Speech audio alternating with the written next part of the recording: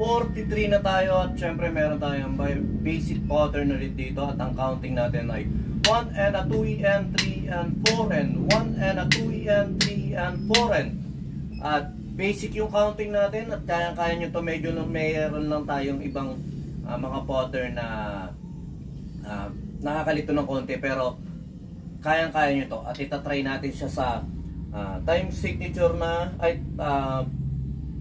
metronome na 95 BPM.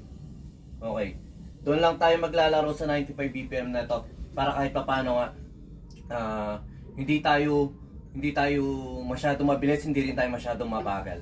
Okay, isang mabilisan lang to at mamaya syempre yung pattern natin na yon i-share natin kung paano natin ginawa yung sa intro natin na yon, kung paano natin siya hihimay-himay natin siya doon mamaya doon sa bandang dulo. Okay, first pattern.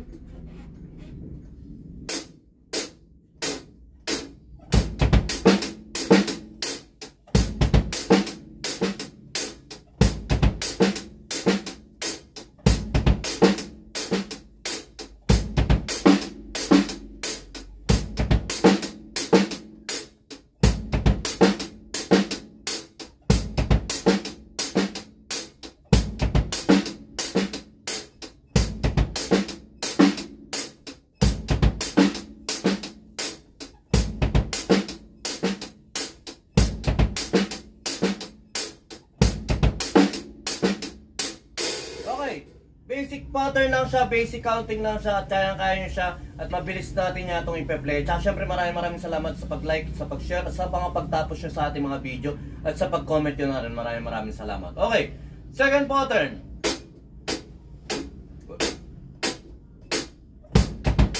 Ulit, second pattern.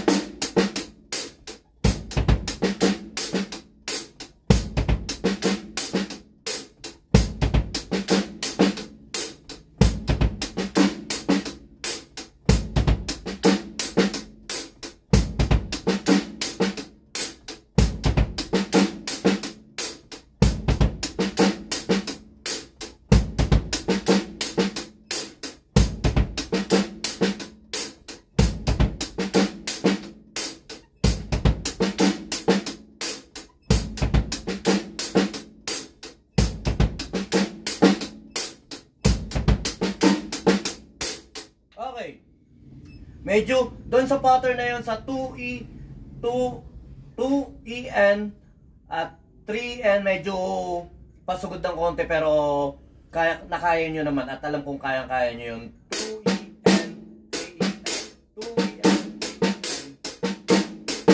Okay, kaya nyo natin. Umulit natin, try natin siya ng dalawa. 1 and 2EN.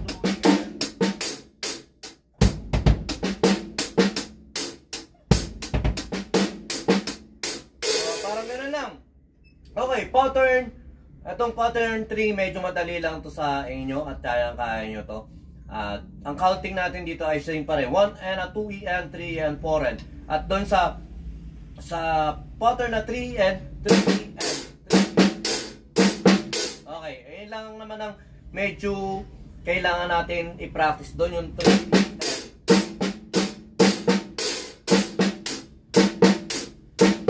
Okay. Pattern 3.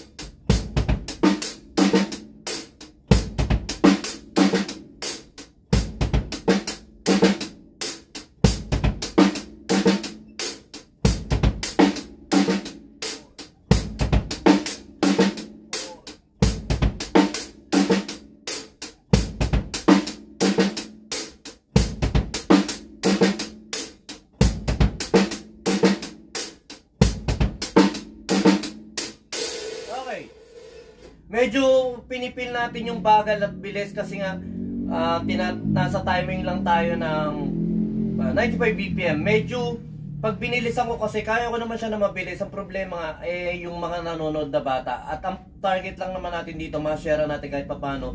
Yung mga nanonood sa atin na bata kahit papano nga mahimay-himay din nila, maunti-unti nila. At tuloy-tuloy lang tayo. Hindi nyo man naiintindihan lahat niyan. Basta maintindihan nyo rin yan, tuloy-tuloy lang tayo sa pagdadrums pag-aaral. At marami na tayo makikita dyan sa paligid natin na mga nagtuturo at mga nag-share ng mga tactics kung paano natin ipine-play yung mga bagay-bagay dito patungkol sa drums. At hanap kayo na maaari nyo maging kabanda. Okay, pattern 4. Medyo na didelay tayo ng konti sa pag-play kasi tinatimingan natin yung pinaka 1 ng metronome natin. Okay? Pattern 4.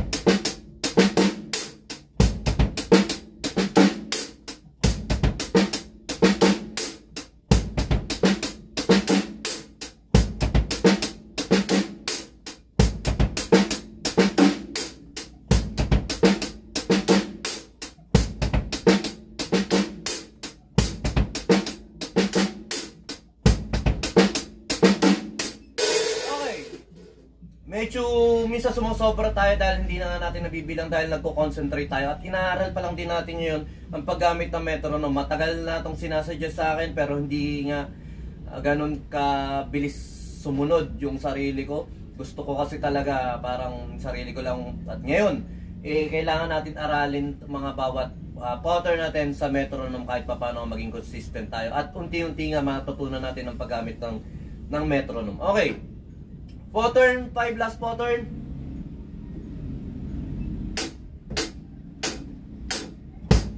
Ulit.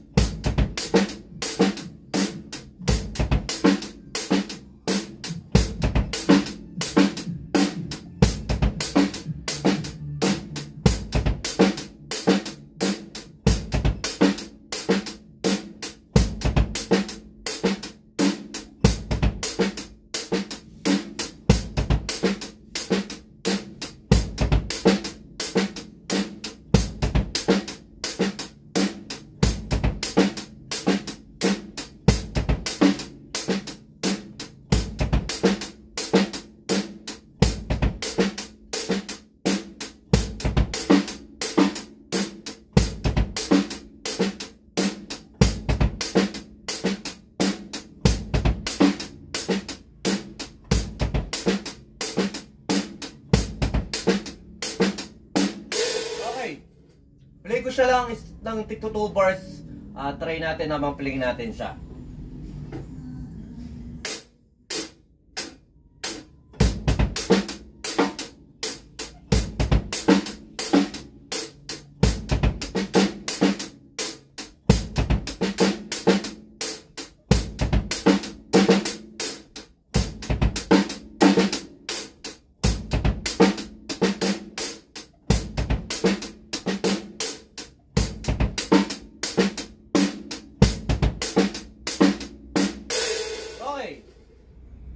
Yun lang at syempre kahit na medyo minsan parang nadadapa yung mga palo natin o yung pagsunod natin sa metro, ang kagandahan niya napapractice tayo at nakikita natin yung mga strength natin at hindi natin strength sa pagdadrums. Kaya kahit papaano nga, ang kagandahan doon, pwede natin i-develop yung mga hindi natin strength at saka yung mga strength natin, i-develop pa natin lalo. Okay, punta na tayo ron sa intro natin kanina, yung ginawa natin.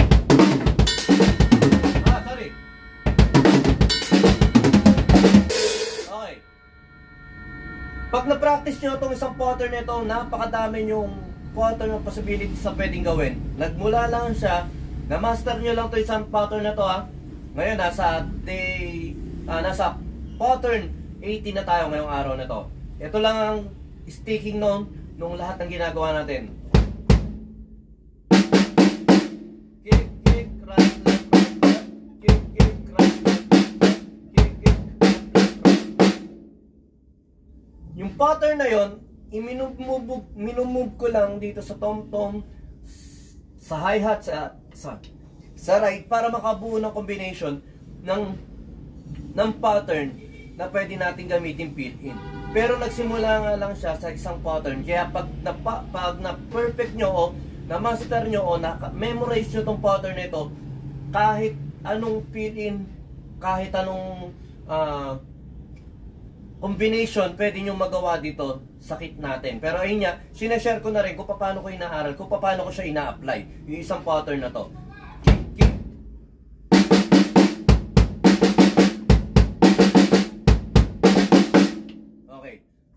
Try natin siya na i-play ulit. At parang merong humihiyaw doon sa baba. Isang mabilis lang to.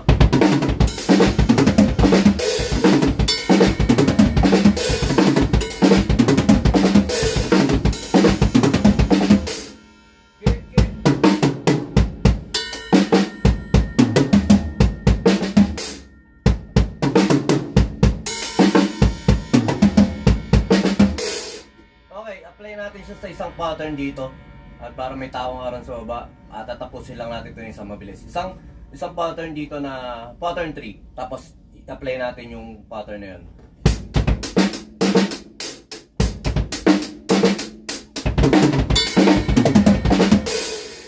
Ngayon lang, isang mabilis lang yun at sumayin nyo ka pa yung pampis video ka.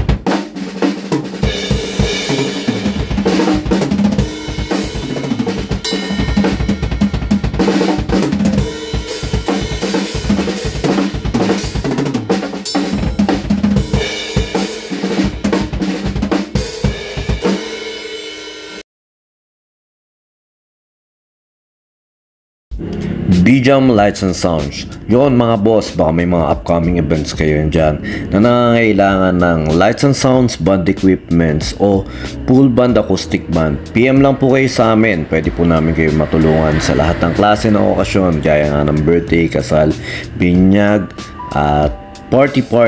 PM lang po kayo sa page namin sa BJAM Lights and Sounds at pwede nyo rin po kami makontak sa number na 0935-311-7520. At yun, maraming salamat din sa mga kaibigan natin at mga repeat client natin na nagla-like, nag-share at nagpa-follow syempre sa aming page na BJAM Lights and Sounds at sa YouTube channel din po natin. Maraming salamat.